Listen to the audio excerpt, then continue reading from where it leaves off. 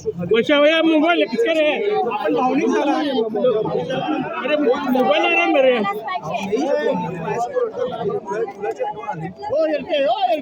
मी गेलो काय होईल त्या मुलाचं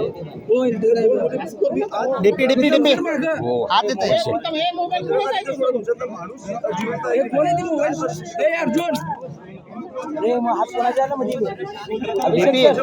घूम तर करा तुम्ही कैमरा अभिषेक पैसे तुम फॉर्म मोबाईल किसले ना रे किसका आहे खून करायला लागले आता कोण आहे निवडणुकांसाठी बोलतोस तू मला वाटतं समोरच्या पक्षात भेटे नंतर नाही घ्या की आपले लीडर्स आहेत ज्यांची मुलं आहेत. मी जसा बघून आलो तसं शिंदे साहेबांनी किंवा देवेंद्र साहेबांनी किंवा मला वाटतं ह्या लोकांनी बघितलं पाहिजे घराची परिस्थिती काय आणि अशा निवडणुका असतील ना तर नको निवडणुका. आम्ही सगळे फॉर्म परत घेतो, तुम्ही जिंका. ती बघा मुलगी परत होते. अशा निवडणुका ही आपल्या महाराष्ट्राची परिस्थिती आणून ठेवली तुम्ही. मी कधीही कोणी वारल्यावर राजकारण करत नाही आणि आज पण मी नव्हतो करायला आलो.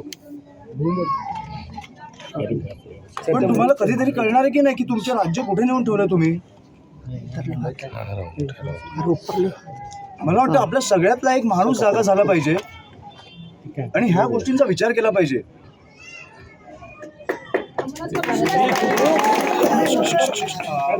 एकही नेता त्यांच्या भेटीला आलेला नाही. एकही नेता त्यांच्या कुटुंबाच्या भेटीला. माझी विनंती आहे फडणवीस साहेबांना, माझी विनंती आहे एक दिवस प्रचार सोडा आणि प्लीज या. तुम्हाला निवडणुका काय कुठच्या पातळीला नेऊन ठेवल्यात ना आपल्याला कळतील. आणि माझी विनंती आहे त्यांना, मोठे नेते आहेत पण मला वाटतं की आपल्या राज्याचे मुख्यमंत्री आहेत, कुठेतरी आपलं राज्य कुठे चाललंय हे त्यांनी पण बघितलं पाहिजे. ही कुठची परिस्थिती आहे. एक आई, एक बायको, 2 मुली आज अस्थि विसर्जन करून आलेत. कशासाठी? निवडणुकीसाठी.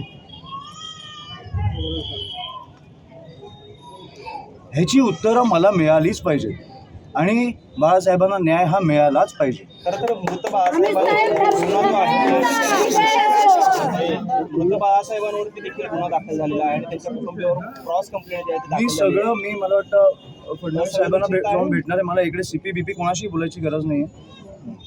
फडणवीस साहेबांनी मुख्यमंत्री म्हणून मला एक 10 मिनटं द्यावी. मला सगळी परिस्थिती त्यांच्याकडे मांडायची. मला वाटतं एक दिवस सोलापूरला येऊन ते जाऊ शकतात. ही राजकारणाची परिस्थिती मी सहन नाही करू शकत. आपलं राज्य असं नाही असू शकत. आणि मला वाटतं सोलापूरकर म्हणून पण तुम्ही विचार केला पाहिजे की हे कुठे नेतं आहे आपलं शहर.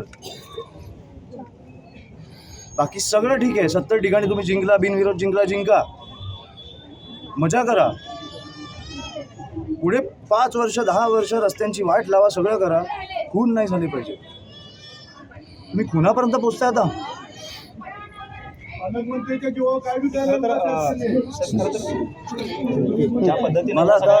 काही फडणवीस साहेबांना जेव्हा प्रचारात वेळ मिळाला मी त्यांना जाऊन भेटणार. मृतांच्या नातेवाईकांवर साहेबांची मला वाटतं ते बोलले पण मी जाऊन भेटणार आहे. तेव्हा त्यांना जेव्हा वेळ मिळेल तेव्हा मी जाऊन मृतांच्या नातेवाईकांवर देखील गुन्हे दाखल झाले साहेब.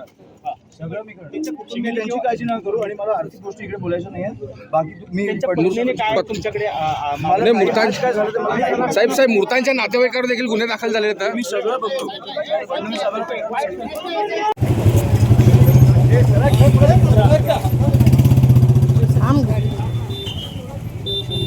बस एकच मिनिट बापून बाळासाहेबांना न्याय मिळालाच पाहिजे.